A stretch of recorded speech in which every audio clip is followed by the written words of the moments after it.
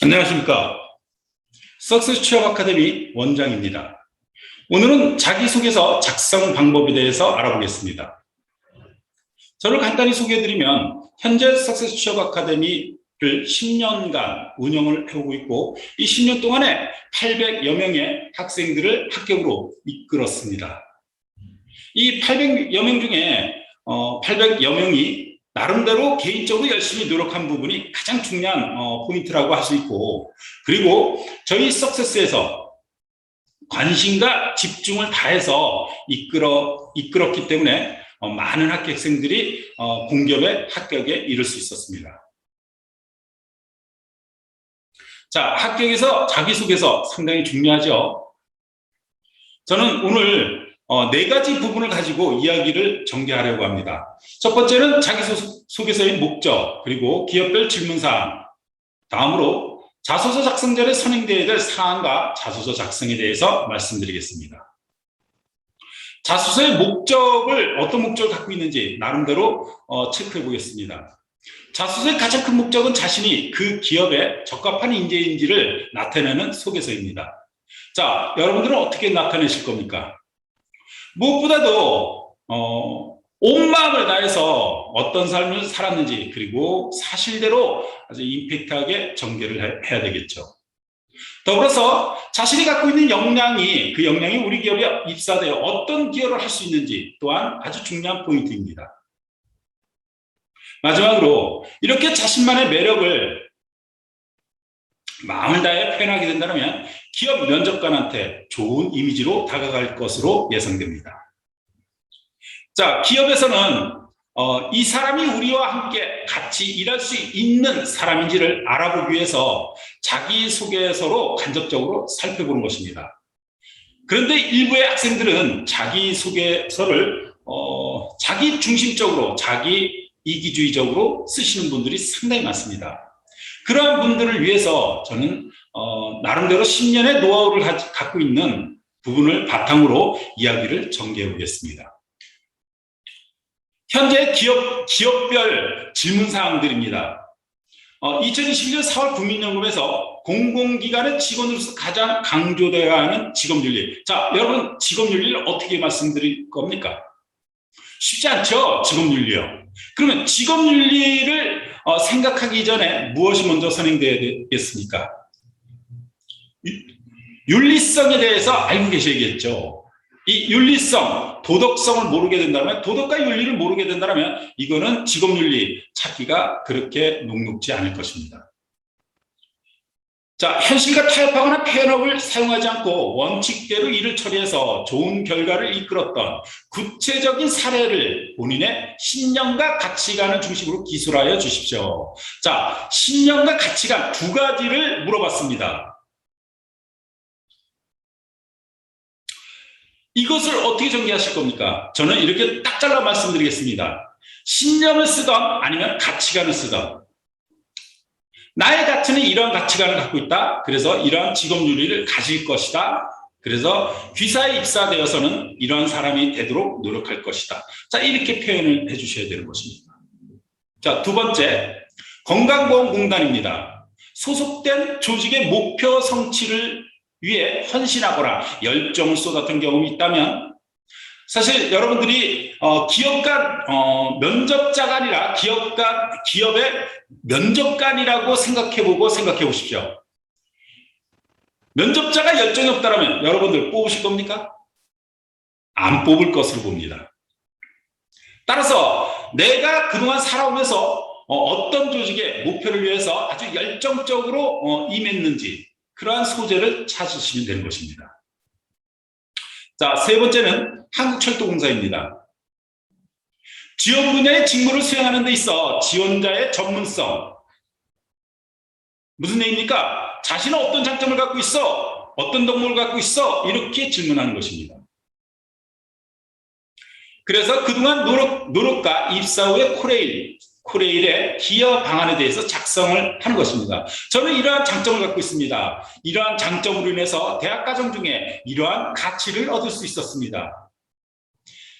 코레일에 입사되어서도 이러한 장점을 가지고 코레일에 기여되는 사람이 되도록 노력하겠습니다. 자, 이렇게 쓰셔야겠죠. 그러면 나의 장점을 찾는 것이 정말 중요하겠죠. 두 번째 사례를 들어보겠습니다. 다양한 유형의 사람을 상대하기 위해 필요한 역량. 자, 너는 조직에 우리 조직에 들어왔을 때 어떤 식으로 조직에 빠르게 융화될 거야? 라고 물어보지 않습니까? 그러면 나는 이러한 역량을 갖고 있습니다. 이러한 역량을 코레일이라는 우리나라 최고의 철도 회사에 입사되어 뭐뭐 되는 사람으로서 거듭나겠습니다. 이렇게 열정적으로 아주 적극적으로 써주는 것입니다. 세 번째, 네 번째입니다. 남동발전의 질문을 보겠습니다. 귀하가 속한 조직 또는 집단에서 구성원들과의 갈등이 발생했을 때 이를 극복했던 경험. 자, 갈등 사례가 나왔습니다. 자, 갈등 사례가 나왔기 때문에 이렇게 말씀드리겠습니다. 여러분들 사례 정리를 함에 있어서 갈등은 최소 2개 내지 3개 정도는 찾아놓으시는 게 합당합니다. 그 이유는 자소서에서만 물어보는 것이 아니라 일반 면접에서도 갈등 사례는 거의 질문이 들어온다라고 생각하고 준비를 하셔야 되기 때문입니다. 두 번째 사례를 보겠습니다. 한국남동발전 입사 후 업무를 수행함에 있어 가장 중요한 원칙과 사회생활을 함에 있어서 가장 중요한 원칙 각각 무엇이며 그것을 그렇게 생각하는 이유를 본인의 가치관과 경험을 바탕으로 구체적으로 기술하십시오. 제가 우리 학원생 중에 한 명의 가치관을 말씀드리겠습니다. 이 친구가 지금 현재 에너지발전에서 근무를 하고 있고 지금도 아주 행복하게 살고 있습니다. 이 친구의 가치관은 바른 길이 빠른 길이다 라는 저의 가치관으로 인해서 저는 항상 정직함을 가질 수 있었습니다. 자, 업무를 수행함에 있어서 가장 중요한 원칙이 무엇입니까? 정직함을 얘기하면 되겠죠. 사회생활을 함에 있어서 가장 중요한 원칙, 자, 이거는 성실성이다 아니면 꾸준함이다 라고 대입해서 본인의 가치관과 엮어서 기승전결을 하면 될 수 있겠죠. 이렇게 업무의 수행함에 있어서 가장 중요한 원칙, 네, 저는 정직성이라고 생각해 왔습니다. 이러한 정직성을 기반으로 이렇게 처리해 나갈 것입니다. 자, 이렇게 면접관 입장에서 나름 우리 남동발전에 대해서 나름 생각하고 있는지에 대한 그러한 열정, 마음 이런 것들이 보여져야지만 좀 더 그 사람에 대해서 만약에 그렇게 정말 흥미진진하게 쓰게 된다면 아마 남동발전 면접관님들도 아마 기다려줄 겁니다. 여러분들을요. 자, 다섯 번째, 한국수력 원자력 질문입니다. 정직, 남을 위한 봉사, 규칙 준수 등 윤리적인 행동. 우리 처음에 국민연금에서 직업윤리가 무엇이냐고 얘기했습니다. 직업윤리나 윤리적 행동이나 같은 맥락입니다. 자, 너는 어떤 윤리성을 갖고 있어? 네, 저는 이러한 윤리성을 갖고 있습니다. 라는 바탕으로 인해서 항상 정직하려고 노력했습니다. 남을 위한 봉사가 아니라 남과 함께 협력하며 항상 기본을 준수하고 따라서 이러한 대학 생활을 이룰 수 있었습니다. 라고 이야기를 하게 된다면 사실 이 질문은 그렇게 쉽게 접근될 수 있는 부분은 아닙니다. 자, 여섯 번째 보겠습니다. 2020년 신용보증기금의 질문입니다. 신용보증기금의 인재상인 공기업인으로서의 기본 인품과 금융인으로서의 성장 자질을 갖추고 신용보증기금의 미래가치를 창출하며 사회적 책임을 다하는 인재에서 지원자가 생각하는 기본 인품, 성장 자질은 무엇입니까? 자, 그래서 기본과 원칙이 중요하고 저는 항상 이렇게 말씀드립니다. 기본과 원칙을 준수하고 나름 용기를 다하며 절제를 할 줄 안다면 누구나 공기업에 합격된다라고 모든 학생들에게 이야기해왔습니다. 자, 각 기업별의 질문 사항들을 보았습니다. 그러면 중요 키워드를 볼까요? 첫 번째는 신념과 가치관이 나왔습니다. 저는 신념과 가치관 중에 한 가지만 쓰기를 바랍니다. 라고 이야기하고 싶습니다.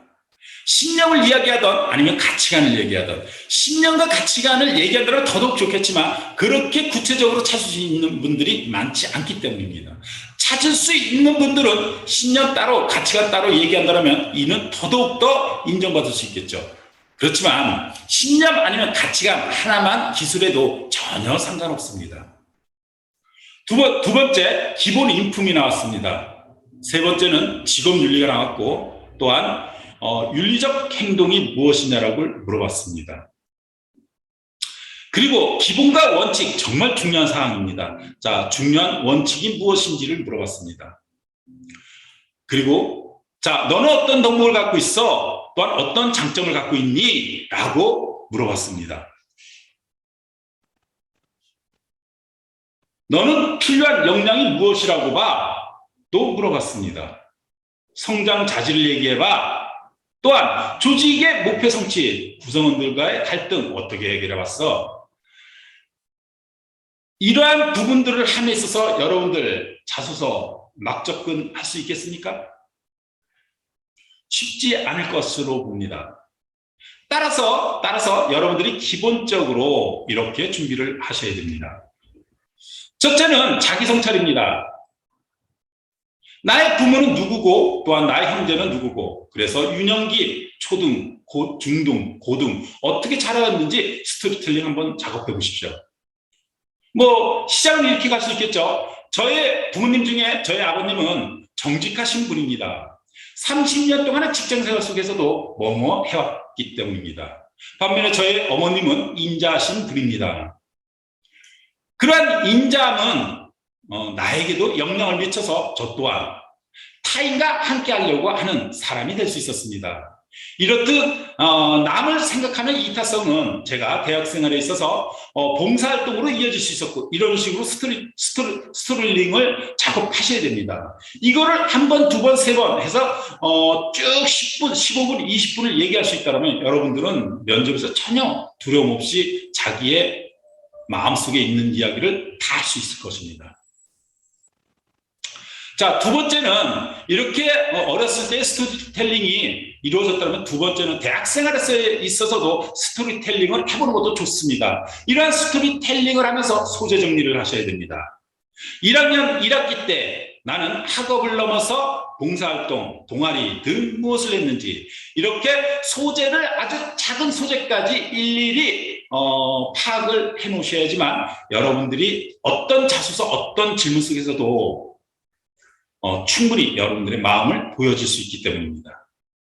자, 여기에 좀 더 더하겠습니다. 첫째는 가치관을 찾으셔야 됩니다. 제가 좀 전에 한 친구의 가치관을 이야기했습니다.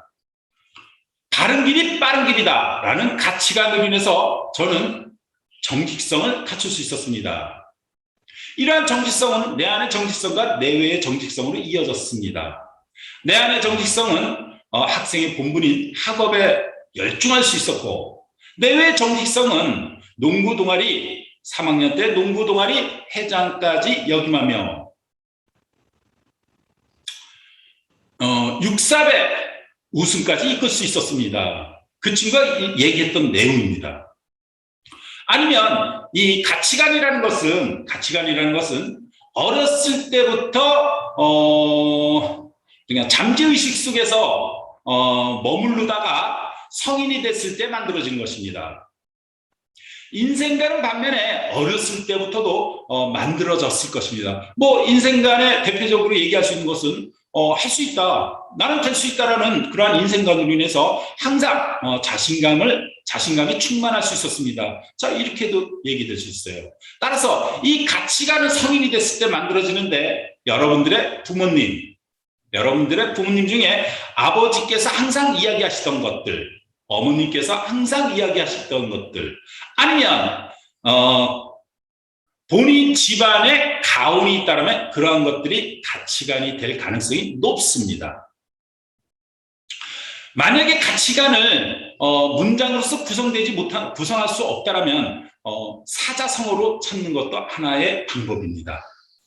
그리고 이거는 인생관은 우리가 인생을 살면서 여러 번 바뀝니다. 가치관은 절대로 바뀌지 않습니다. 그러나 인생관은 바뀝니다. 아마 여러분들이 취업 후에 인생관 또 바뀌어져 있을 것입니다. 따라서 인생관은 가볍다, 가치관은 무겁다. 이 가치관과 인생관으로 인해서 여러분들이 어떤 행동을 하는 데 있어서 그 기준점이 되는 것입니다. 그래서 가치관, 인생관은 꼭 찾고 시작하시기를 바랍니다. 자, 요즘에 최근에는 직업관에 대해서 아주 수시로 물어봅니다. 이거는 한 3, 4년 전만 해도 이 직업관에 대해서 사실 그렇게 많이 물어보질 않았습니다. 그런데 최근에 와서는 직업관에 대해서 아주 많이 물어보고 있습니다.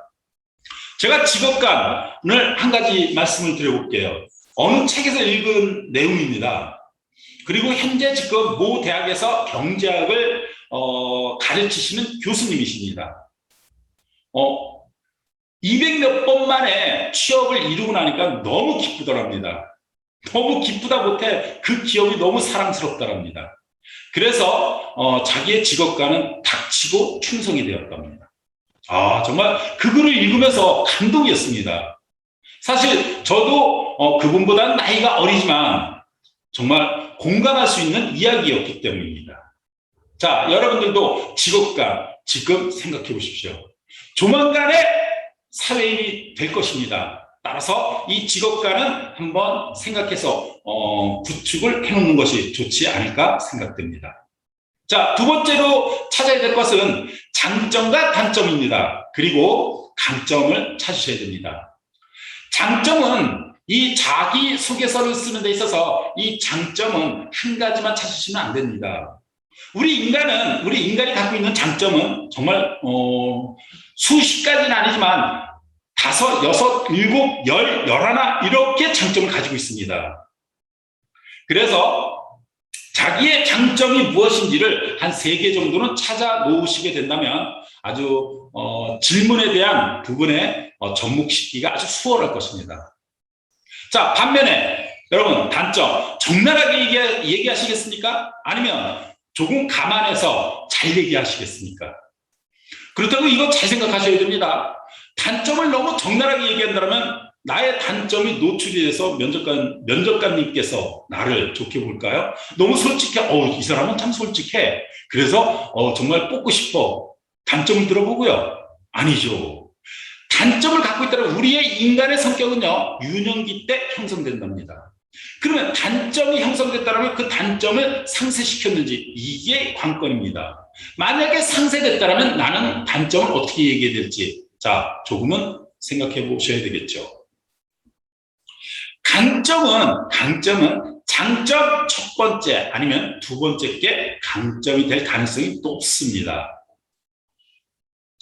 그래서 장점을 찾음에 있어서 만약에 3가지를 찾는다면 첫 번째, 두 번째, 세 번째 순서를 정말 잘 정하셔야 됩니다. 대개 제가 10년 동안에 아주 많은 사람들을 접하면서 장점을 이야기할 때 어떤 얘기를 많이 하냐면, 네, 저는 배려할 줄 아는 사람입니다. 저는 이타성을 갖고 있습니다. 저는 상대편 봉사활동을 통해서 뭐뭐 했습니다. 다 좋은 것들만 얘기하려고 해요. 자, 그런 것들을 면접관님들이 당연히 평가하겠지만 사실 내가 먼저지 타인이 먼저입니까? 인간이 갖고 있는 심리에서 남이 먼저가 될 수 없습니다. 만약에 남이 먼저가 된다면 여러분들은 NGO 단체나 아니면 뭐 코이카나 이런 쪽으로 가셔야 되지 않을까요? 내가 먼저입니다. 네, 저는 정직함을 갖고 있습니다. 네, 저는 책임감이 투철합니다. 이게 먼저 되어야 되지 않을까요? 따라서 자신의 장점을 아주 잘 찾아보시기 바랍니다. 잘 찾으시는 분들은 자소서 내용도 아주 임팩트하게 구성될 수 있습니다. 자, 1번 자기소개 그리고 지원 동기는 가장 기본이겠죠.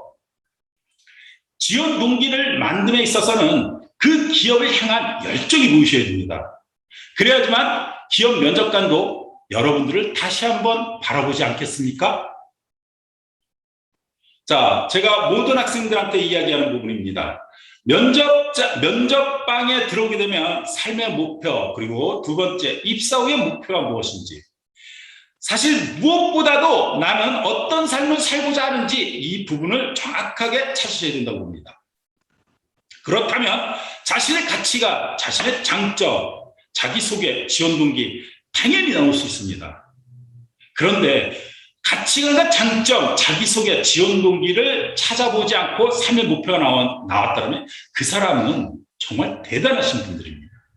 그런 분들은 사실 이 강의 들으시지 않으셔도 합격될 수 있습니다. 제가 그러한 사람들을 자연인이라고 얘기하거든요. 따라서 자신의 삶의 목표가 무엇이었는지 여기는 좀 전제되어야 될 것이 나는 어렸을 때 이러한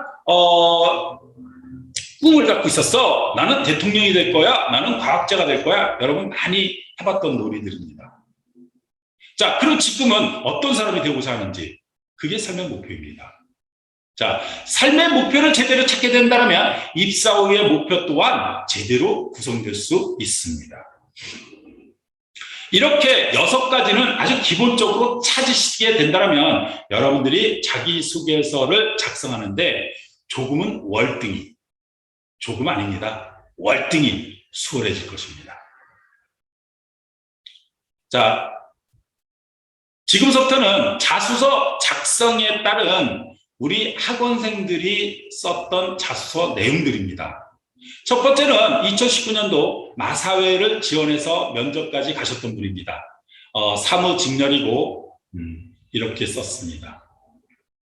자소서의 가장 중요한 건 기승전결입니다. 아니면 서론, 본론, 결론 이런 식으로 나누게 되면 서술화시킨다면 아주 임팩트하게 될 수 있습니다. 이거는 제가 특별히 코칭할 것이 없습니다. 코칭한다면 아주 세부적으로 논해야 되기 때문입니다. 자, 두 번째는 서부발전 기계직입니다. 지금 이 자소서 잘 쓴 내용의 자소서 자기소개서 내용들은 모두 합격생들의 자소서들입니다. 뭐 탈락생 자소서 아닙니다. 그래서 이러한 내용들을 어떤 마음속에서 어떻게 썼는지를 참고한다면 여러분들도 좀 더 자소서 내용이 좀 실제적이고 그리고 좀 더 임팩트하게 구성될 수 있다고 저는 봅니다. 자, 세 번째는 정기직입니다. 한국전력공사 합격생입니다. 제가 한국전력공사 부분에 대해서 이제 조만간에 이제 채용 공고문이 나올 거라고 봅니다. 한국전력공사 첫 번째 질문이 뭡니까? 우리의 3가지 인재상 중에 4가지 인재상 중에 당신은 2가지를 선택해 본다면 어떻게 선택하실 겁니까? 그 4가지 중에서 잘 생각해 보셔야 됩니다. 가장 자기와 맞는 내용을 하나, 그리고 두 번째 선정 후에 쓰시길 바랍니다. 자, 네 번째는 한국수력 원자력 화학직렬입니다.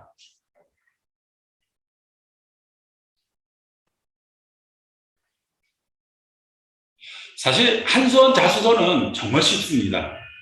내용만 기업이 추구하는 어떤 내용만 파악이 된다면 1-1, 1-2, 1-3 대입만 하면 되기 때문입니다. 그래서 위에서 얘기했던 소재 정리가 그렇게 중요한 것입니다. 그리고 마지막 2020년 신용보증기금 전산직 친구의 자기소개서입니다. 많이 물어봅니다. 자신의 기업의 핵심 가치 아니면 인재상에 어디에 부합될 수 있어? 저는 뭐뭐에 부합된다고 할 수 있습니다. 이러한 부합됨에 있어서는 그래서 사례를 하나 엮어가지고 같이 정리하는 겁니다. 이렇게 조금 아주 잘 쓴 자소서는 아닙니다. 그래도 무난하게 그 기업에서 정말 면접관한테 뭐 소리는 듣지 않을 정도의 자소서라고 할 수 있습니다. 자, 이렇게 자기소개서 작성 방법에 대해서 알아봤습니다. 저는 자기소개서 위에서 얘기했던 이 부분을 철저히 찾아야 된다고 말씀드리고 싶습니다. 그리고서는 자소서를 다 작성했습니다. 자, 학부 과정에 있는 친구들은 학교 취업 지원과에 가게 되면 컨설턴트님들이 많이 존재하고 있습니다. 그분들한테 자소서 첨삭을 받으십시오. 만약에 졸업을 해서 받을 수 없는 상황이라면 전문가의 첨삭을 받으시길 바랍니다. 그것이 여러분들이 좀 더 합격에 가깝게 이룰 수 있다라고 할 수 있기 때문입니다. 이렇게 자소서 자기소개서 작성 방법에 대해서 알아보았습니다. 이것으로 끝내겠습니다. 감사합니다.